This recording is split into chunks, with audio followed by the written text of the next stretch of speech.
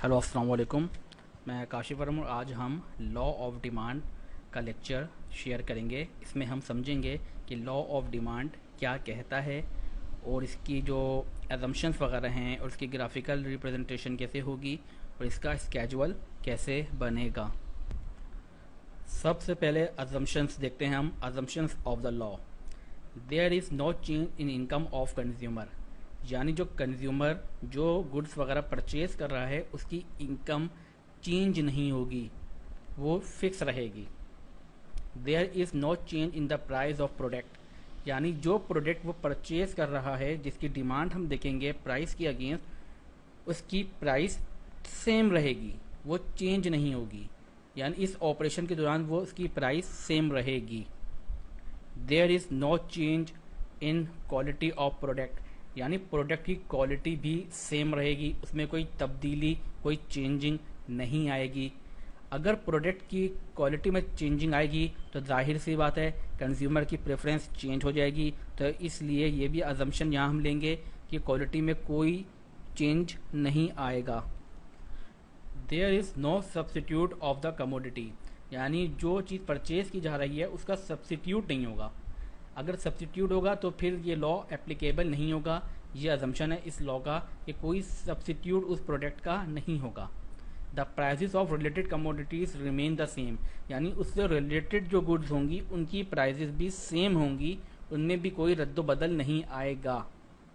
There is no change in taste and preference of consumer, यानी consumer का जो mind है वो पूरे ऑपरेशन में सेम रहेगा, उसका प्रेफरेंस लेवल चेंज नहीं होगा, यानी वो ये नहीं करेगा कि अब मैं इस प्रोडक्ट को यूज़ नहीं कर रहा, उसका माइंड या उसका टेस्ट चेंज हो गया, ये इस ऑपरेशन में नहीं होगा, यानी उसका माइंड सेम रहेगा, चेंज नहीं होगा।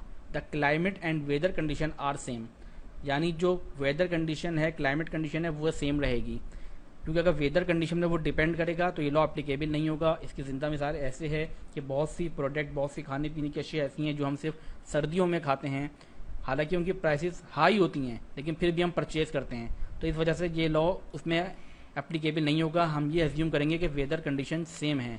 The tax rates and other physical measures remain the same, यानी टैक्स रेट्स जो हैं और फिजिकल मेजर्स जो हैं वो सेम रहेंगी, यानी गवर्नमेंट पॉलिसी सेम रहेंगी। क्योंकि अगर टैक्सेस ज़्यादा अप्लाई होगा उस प्रोडक्ट के ऊपर तो कंज्यूमर ये समझ जाएगा कि कुछ अरसे में प्राइस चेंज होंगी, तो वो जो अभी करंट प्राइस है उसी में उसकी डिमांड बढ़ा देगा, जो कि लॉ के अगेंस्ट है। तो हम ये अजम्पशन लेंगे कि टैक्स रेट वगैरह सब सेम रहेगा, उसमें कोई रद्द बदल नहीं होगा। डेफिनेशन देखते हैं।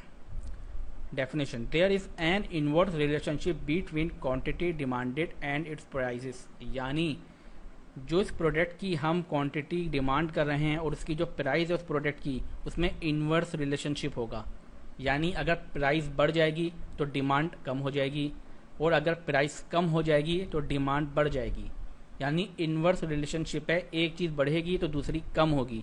ये इनवर्स रिलेशनशिप प्राइस और डिमांड में पाया जाता है, ये लॉ ऑफ डिमांड हमें बताता है। ये इसकी ग्राफिकल रिप्रेजेंटेशन है। जैसे हम इसमें जो वर्टिकल एक्सिस है हमारा, ये इसमें हम प्राइस ले रहे हैं और जो हॉरिजेंटल एक्सिस है जहाँ मैं माउस का कर्सर ले जा रहा हूँ इसमें क्वांटिटी हम ले रहे हैं। यहाँ हम देख सकते हैं कि जब प्राइस लो थी तो हम क्वांटिटी ज़्यादा ले रहे थे। ये देखें आप, क्वांटिटी यहाँ से लेकर यहाँ तक है, जहाँ तक मैं उसका कर्सर ले जा रहा हूँ मैं, इतनी क्वांटिटी परचेज कर रहे थे। प्राइस बढ़ गई, यहाँ पे आ गई इस पॉइंट के ऊपर, तो हमने क्वांटिटी कम कर दी। पहले हम इतनी क्वांटिटी ले रहे थे, ये माउस का कर्सर जहाँ तक मैं लेकर गया, और अब इतनी क्वांटिटी हम डिमांड कर रहे हैं, यानी डिमांड हमारी कम हो गई प्राइस ज़्यादा होने की वजह से, और जब प्राइस हाई पे पहुँच गई तो डिमांड और कम हो गई। इसीलिए इसका जो ग्राफ बनेगा, डिमांड कर्व बनेगी, वो इन सब पॉइंट को मिलाते हुए बन जाएगी। और जब आप देखने डाउनवर्ड है, यानी प्राइजेस अगर बढ़ती रहेगी तो डिमांड कम होती रहेगी और डिमांड अगर बढ़ेगी तो लाजमी उसकी प्राइस कम होगी। ये ग्राफिकल रिप्रेजेंटेशन थी इसकी लॉ ऑफ डिमांड की। ये टेबुलर एक्सप्लेनेशन है, यानी टेबल बनाया हुआ है इसके अंदर हमने। यहाँ हम देख सकते हैं prices in dollars and demand in KG. Normal ये टेबल मैंने गूगल से डाउनलोड किया है तो इसलिए अमाउंट डॉलर्स के अंदर गिवन है इसमें। यहाँ आप देख सकते हैं कि जब $5 प्रोडक्ट की प्राइस थी तो उसकी वो डिमांड कर रहा है 100 kg।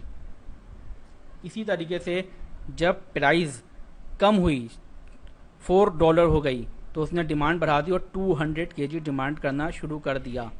इसी तरह जब $3 उसकी प्राइस हो गई, तो डिमांड 300 केजी उसने डिमांड की। इसी तरह जब प्राइस बिल्कुल कम हो गई, $2 हो गई, तो 400 केजी उसने डिमांड करना शुरू कर दिया। ये एक लॉ ऑफ डिमांड है, इसके एक्सेप्शंस भी हैं, इसके अजम्पशन भी हैं। ये अजम्पशन में बेस करता है। हमने इसकी टेबुलर फॉर्म भी देख ली, ग्राफिकल रिप्रेजेंटेशन देख ली, इसके अजम्पशंस देख लिए। आई होप कि आपको समझ में आ गया होगा। अगर ना समझ आया हो, कोई क्वेश्चन हो, तो आप कमेंट में पूछ सकते हैं मुझसे। दुआ में याद रखिएगा। फ़ी अमान अल्लाह।